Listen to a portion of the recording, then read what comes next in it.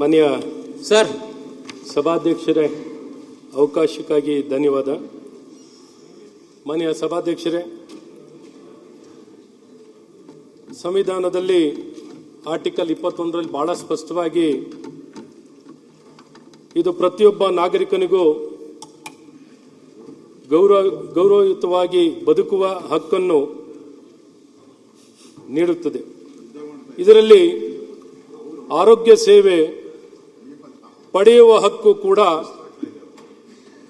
ಸೇರಿದೆ ಅನ್ನುವಂಥದ್ದನ್ನ supreme court of India ಹಲವಾರು ತೀರ್ಪಿನಲ್ಲಿ ಹೇಳಿದೆ.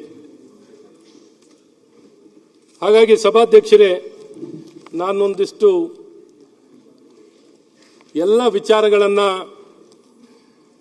ಒಂದಿಷ್ಟು ಬೆಳಕಿಗೆ ಚೆಲ್ಲುವಂಥ ಪ್ರಯತ್ನವನ್ನು ಮಾಡ್ತೀನಿ. ಈಗಾಗಲೇ ನಮ್ಮ ಪ್ರತಿಪಕ್ಷದ ನಾಯಕರು ಈ ವಿಚಾರದಲ್ಲಿ ಮಾತಾಡಿದ್ದಾರೆ, ಬೇರೆ ಬೇರೆ ಸದಸ್ಯರು ಸಹ ಮಾತಾಡಿದ್ದಾರೆ.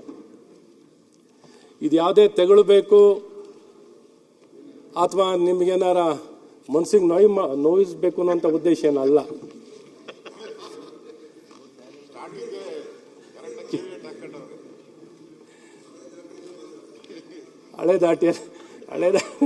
ಬದಲಾವಣೆಗೆ ಪ್ರಯತ್ನ ಮಾಡ್ತಿದ್ದಾರೆ. ಮುಖ್ಯವಾಗಿ ಸಭಾಧ್ಯಕ್ಷರೇ, ಅಧಿಕಾರಿಗಳು ತಮ್ಮ ಜವಾಬ್ದಾರಿಗಳನ್ನು ನಿರ್ಲಕ್ಷಿಸಿದರೆ ಸಾರ್ವಜನಿಕರ ಆರೋಗ್ಯ ಸೇವೆಗಳನ್ನು ನೀಡುವುದು ಸರ್ಕಾರದ ಆದ್ಯ ಕರ್ತವ್ಯ. ಇದನ್ನು ನೀಡುವಲ್ಲಿ ಅಧಿಕಾರಿಗಳು ವಿಫಲರಾಗಿದ್ದಾರೆ. ಇಲಾಖೆಯ ಪ್ರಗತಿ ಮತ್ತು ಅನುದಾನದ ಬಳಕೆಯಲ್ಲಿ ವಿಫಲತೆ ಸಿಬ್ಬಂದಿಗೆ, ಆರೋಗ್ಯ ಸೇವೆಗಳಿಗೆ, ಆರೋಗ್ಯ ವ್ಯವಸ್ಥೆಗೆ ಪೂರಕವಲ್ಲದ ಸುಧಾರಣೆಗಳನ್ನು ಇವತ್ತು ಆರೋಗ್ಯ ಇಲಾಖೆಯಲ್ಲಿ ಮಾಡಿರುವಂಥದ್ದಿದೆ. ಮಾನ್ಯ ಸಭಾಧ್ಯಕ್ಷರೇ, ಆರೋಗ್ಯ ಸೇವೆ ಎಸೆನ್ಷಿಯಲ್ ಸರ್ವಿಸಸ್ ಕೂಡ, ಅದು ಎಸೆನ್ಷಿಯಲ್ ಸರ್ವಿಸಸ್ ಅಡಿಯಲ್ಲಿ ತರುವಂಥದ್ದಾಗಿದೆ. ಇವತ್ತು ಈ ವಿಚಾರದಲ್ಲಿ ಹೇಳಬೇಕು ಅಂದರೆ ಬಹಳ ಮುಖ್ಯವಾಗಿ ಏನೊಂದು ನಮ್ಮ ಆರೋಗ್ಯ ಇಲಾಖೆಯಲ್ಲಿ ಕೇವಲ ಸಿಬ್ಬಂದಿಗಳ ಸುಧಾರಣೆ ಮಾಡಿಬಿಟ್ರೆ ಆರೋಗ್ಯ ಇಲಾಖೆ ಸುಧಾರಣೆ ಮಾಡ್ದಂಗೆ ಆಗುತ್ತೆ ಅನ್ನೋಂಥ ಒಂದು ಮನಸ್ಥಿತಿಯಲ್ಲಿ ಇವತ್ತು ಕೆಲಸ ಮಾಡುವಂಥದ್ದಾಗ್ತಿದೆ. ಪ್ರಸ್ತುತ ವರ್ಷದಲ್ಲಿ ಇಲಾಖೆ ಸುಧಾರಣೆಯನ್ನು ಮಾಡ್ತೀನಿ ಎಂಬ ನೆಪದಲ್ಲಿ ಕೇವಲ ಮಾನವ ಸಂಪನ್ಮೂಲಕ್ಕೆ ಸೀಮಿತವಾಗಿ ವಿವಿಧ ವೃಂದಗಳು, ಕೌಜಲ್ಗಿ ಅವರು ಹೇಳಿದಾಗೆ ವಿವಿಧ ವೃಂದಗಳ ತಳ ಹಂತದ ಕಾರ್ಯಸೇವೆಗಳ ಬಗ್ಗೆ ಜ್ಞಾನವಿಲ್ಲದೆ ಇಲಾಖೆಯನ್ನು ನಿರ್ವಹಿಸುವ ಪರಿಕಲ್ಪನೆಯ ಕೊರತೆಯಿಂದ ಅವೈಜ್ಞಾನಿಕವಾಗಿ ಹಾಗೂ ಏಕಪಕ್ಷೀಯವಾಗಿ ದುರುದ್ದೇಶದಿಂದ ಕೂಡಿರುವ ನಿರ್ಧಾರಗಳನ್ನು ಮಾಡಿ 200ಕ್ಕಿಂತ ಹೆಚ್ಚು ಅಧಿಕ ಆದೇಶಗಳನ್ನು ಹೊರಡಿಸಿರೋದು. ಏನು ನಮ್ಮ ಪ್ರತಿಪಕ್ಷ ನಾಯಕರು ಹೇಳಿದಾಗೆ ತಗೊಳ್ಳೋದು, ಆರ್ಡರ್ ಮಾಡೋದು, ಕಳಿಸ್ತಾ ಇರೋದು.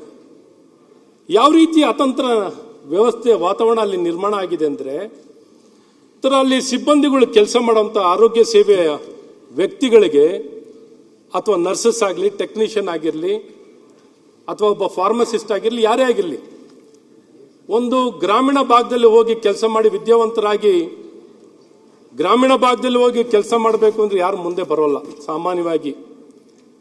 ಅದರಲ್ಲೂ ವೈದ್ಯಕೀಯ ವಿದ್ಯಾಭ್ಯಾಸವನ್ನು ಮಾಡಿದಂಥವ್ರು ಅತಿ ಹೆಚ್ಚಿನ ರೀತಿ ಒಳ್ಳೆ ಮೆರಿಟೆಡ್ ಆಗಿರುವಂಥವ್ರು ವ್ಯಕ್ತಿಗಳು MBBSಗೆ ಸೇರುವಂಥದ್ದಾಗುತ್ತೆ. MBBSಗೆ ಸೇರುವಂಥದ್ದು ಒಂದು ನಿಜಕ್ಕೂ ಒಂದು ಒಳ್ಳೆ ಮೆರಿಟನ್ನು ಪಡ್ಕೊಂಡು ವೈದ್ಯಕೀಯ ವಿದ್ಯಾಭ್ಯಾಸವನ್ನು ಮಾಡಿ ಈ ಇಲಾಖೆ ಸೇರುವಂಥದ್ದಾಗುತ್ತೆ. ಇಲಾಖೆಯಲ್ಲಿ ನಿಮ್ಗೆ ಹೇಳಬೇಕು ಅಂದರೆ ಗ್ರಾಮೀಣ ಭಾಗದಲ್ಲೇ ಹೆಚ್ಚು ಕಾರ್ಯಗಳಿರೋದೇ ಎಲ್ಲ ಗ್ರಾಮೀಣ ಭಾಗದಲ್ಲೇ. ಸಭಾಧ್ಯಕ್ಷರು, ನಿಮಗೂ ಗೊತ್ತಿರೋದು PHCಗಳು, CHCಗಳು ಅಥವಾ ತಾಲೂಕು ಹಾಸ್ಪಿಟ್ಲ್ಗಳು, ಜಿಲ್ಲಾ ಆಸ್ಪತ್ರೆಗಳು, ಅವರೆಲ್ಲೋ ಹುಟ್ಟಿರ್ತಾರೆ, ಎಲ್ಲೋ ಮನೆ ಇರ್ತದೆ, ಕುಟುಂಬ ಇರುತ್ತೆ, ಆದರೆ ಎಲ್ಲೆಲ್ಲೋ ವರ್ಗಾವಣೆ ಆಗಿ ಹೋಗಿ ಕೆಲಸ ಮಾಡೋಂಥದ್ದಾಗುತ್ತೆ. ಈ ಇಲಾಖೆಯಲ್ಲಿ ನಿಮ್ಗೆ ಹೇಳ್ಬೇಕಂದ್ರೆ ಒಂದು ಪ್ರಾರಂಭದಲ್ಲಿ ಒಂದು ಪಕ್ಷಿ ನೋಟ, ಒಂದು ಸಮಗ್ರವಾಗಿ ಪಕ್ಷಿ ನೋಟವನ್ನು, ಬರ್ಡ್ಸ್ ವ್ಯೂ ಕೊಡುವಂಥ ಒಂದು ಪ್ರಯತ್ನವನ್ನು ಮಾಡ್ತಿದ್ದೆ. ಇಲಾಖೆಯಲ್ಲಿ ನೀವು ಕೇಳಿದ್ರೆ, ಹಾಗಾಗಿ ಪ್ರಮುಖವಾಗಿ ಒಂದು ಸಿಬ್ಬಂದಿಗಳಿಗೆ ಯಾವ ರೀತಿ ಇವರು ಅವ್ರನ್ನ ನಿರ್ವಹಣೆ ಮಾಡ್ತಿರೋಂಥದ್ದು, ಗೌರವಿಸುವಂಥದ್ದು, ಆಡಳಿತ ಮಾಡ್ತಿರೋಂಥದ್ದು ನೋಡಿದಾಗ ನಿಜಕ್ಕೂ ಆಶ್ಚರ್ಯ ಆಗುತ್ತೆ. ಹಾಗಾಗಿ ಇವತ್ತು ಇಂಥ ಒಂದು ಇಲಾಖೆ ಬಹಳ ಪ್ರಮುಖವಾಗಿ ಆರೋಗ್ಯವನ್ನ ಸಂವಿಧಾನದಲ್ಲೂ ಬಹಳ ಸ್ಪಷ್ಟವಾಗಿದೆ. ಇದು ರೈಟ್ ಟು ಹೆಲ್ತ್ ಅನ್ನುವಂಥದ್ದು ಹಕ್ಕು. ಹಾಗಾಗಿ ಇವತ್ತು ಪ್ರತಿಯೊಬ್ಬ ನಾಗರಿಕನಿಗೂ ಆದಾಯ ಆಧಾರಿತವಾಗಲ್ಲ, ಯಾರೇ ಸರ್ಕಾರಿ ಆಸ್ಪತ್ರೆಗೆ ಬಂದರೂ ಚಿಕಿತ್ಸೆ ಕೊಡುವಂಥದ್ದು ಆಗಬೇಕು. ಯಾರೇ ಬಂದರೂ ಚಿಕಿತ್ಸೆ ಕೊಡಬೇಕು. ನೀವು BPL ಕಾರ್ಡ್ ಇದೆಯಾ, ಪ್ರಯಾರಿಟಿ ಕಾರ್ಡ್ ಇದೆಯಾ, ಇನ್ನೊಂದಿದೆಯಾ ಅಂತ ಕೇಳಿ ಆರೋಗ್ಯ ಕೊಡೋದಲ್ಲ. ಇವತ್ತು ಎಷ್ಟು ಜನ ಸರ್ಕಾರಿ ಆಸ್ಪತ್ರೆಗೆ ಬರ್ತಾರೆ? ಇವತ್ತು ಎಲ್ಲ ಭಾಗದಲ್ಲೂ ನೀವು ತಗೊಳ್ಳಿ ಸನ್ಮಾನ್ಯ ಸಭಾಧ್ಯಕ್ಷರೇ, ಎಷ್ಟು ಜನ ಇವತ್ತು ಸರ್ಕಾರಿ ಆಸ್ಪತ್ರೆಗೆ ದಿನಕ್ಕೂ ಸರ್ಕಾರಿ ಆಸ್ಪತ್ರೆಗೆ ಬರೋರ ಸಂಖ್ಯೆ ಕಮ್ಮಿ ಆಗ್ತಾ ಇದೆ. ಅದ್ರ ಬಗ್ಗೆ ಅನುಮಾನನೇ ಇಟ್ಕೋಬೇಡಿ. ಇವತ್ತು ಸನ್ಮಾನ್ಯ ಸಚಿವರ ಕ್ಷೇತ್ರದಲ್ಲೇ ಒಂದು KC ಜನರಲ್ ಹಾಸ್ಪಿಟಲ್ ಅಂತಿದೆ. 450 ಸ್ಯಾಂಕ್ಷನ್ ಸ್ಟ್ರೆಂತ್ ಬೆಡ್. ಉದಾಹರಣೆ ಕೊಡ್ತಾ ಇದ್ದೀನಿ, ಏನು ಅವ್ರನ್ನ ಇದು ಮಾಡಬೇಕು ಅಂತಲ್ಲ. ಅಲ್ಲಿ 150ರಿಂದ 200 ಪೇಷಂಟು ಇರೋಲ್ಲ. ಸ್ಯಾಂಕ್ಷನ್ಡ್ ಬೆಡ್ ಇರೋದು 450. ಒಂದು 150ರಿಂದ 200 ಜನನೂ ಇರಲ್ಲ.